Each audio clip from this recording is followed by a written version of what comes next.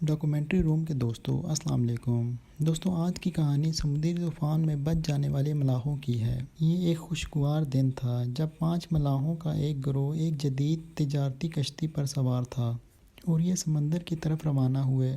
یہ ملاح تجربہ کار اور سمندری زندگی کے بارے میں بہت کچھ جانتے تھے۔ ان میں سے ہر ایک نے سمندر میں اپنی زندگی کے کئی سال گزارے تھے اور وہ مچھلیاں پکڑنے کا کام بہت اچھی طرح جانتے تھے۔ یہ ایک بڑی اور مضبوط کشتی تھی جس پر جدید آلات اور سہولیات فراہم کی گئی تھیں۔ ملاحوں کا مقصد تھا کہ وہ ایک ہفتہ سمندر میں رہیں اور مختلف اقسام کی مچھلیاں پکڑیں۔ انہوں نے اپنے اس سفر کی پہلے سے ہی تیاری کر لی تھی، خوراک، پانی اور ضروری سامان کو اچھی طرح پیک کر کے رکھ لیا تھا۔ ملاحوں کا یہ سفر صبح سویرے شروع ہوا۔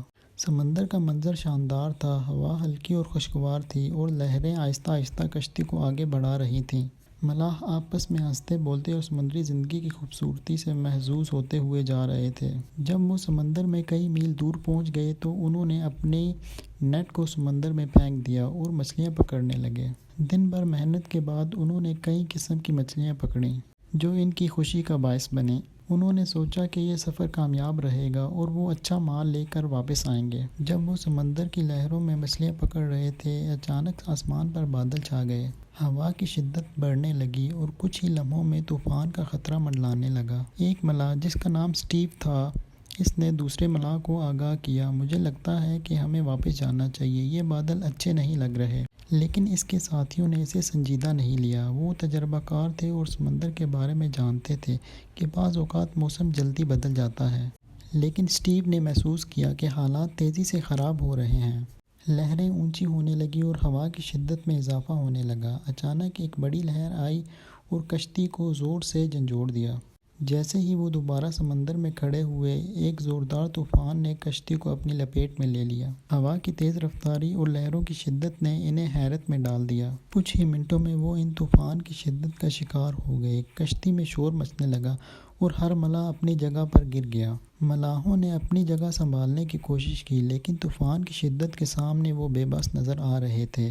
طوفان نے ان کی کشتی کو زبردست جھٹکا دیا اور وہ سمندر کی لہروں میں پھنس کر رہ گئے۔ ان کے آلات خراب ہو گئے تھے اور وہ کھو گئے تھے۔ اب ان کے پاس صرف ایک ہی راستہ تھا، یعنی وہ کسی طرح ساحل تک پہنچ جائیں۔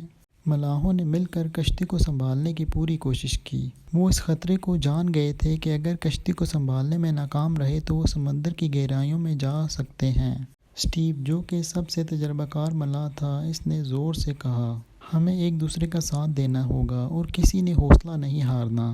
سب ملاح مل کر کشتی کو سنبھالنے کی کوشش کرنے لگے، لیکن طوفان کی شدت سے وہ کمزور ہو گئے۔ کشتی تیزی سے جھک رہی تھی اور لہریں ان کے اوپر سے گزر رہی تھیں۔ ملاحوں کے دلوں میں خوف اور بے چینی بڑھنے لگی۔ اسٹیو کے دوست نے کہا، ہمیں باہر نکلنا ہوگا، اگر کشتی کے نیچے پھنس گئے تو ہم باہر نہیں نکل سکیں گے اور اپنی جان سے جائیں گے۔ سب ملاح آپس میں ابھی باتیں ہی کر رہے تھے کہ ایک اور بڑی لہر آئی اور کشتی کو نیچے دھکیل دیا۔ سب ملاحوں نے اپنی جان بچانے کے لیے چپک کر رہنے کی کوشش کی، لیکن کشتی کے کچھ حصے ٹوٹنے لگے۔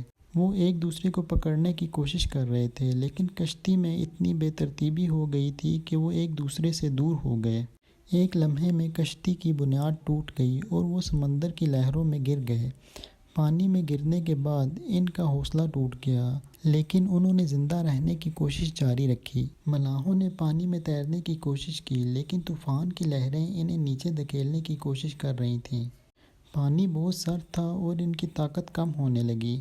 انہوں نے ایک دوسرے کا ہاتھ پکڑنے کی کوشش کی، لیکن پھر بھی ایک دوسرے سے دور ہوتے گئے۔ انہوں نے محسوس کیا کہ اب ان کے پاس خوراک اور پانی کی کمی ہو رہی ہے۔ سمندر کی سردی اور بھوک نے ان کی حالت کو مزید خراب کر دیا۔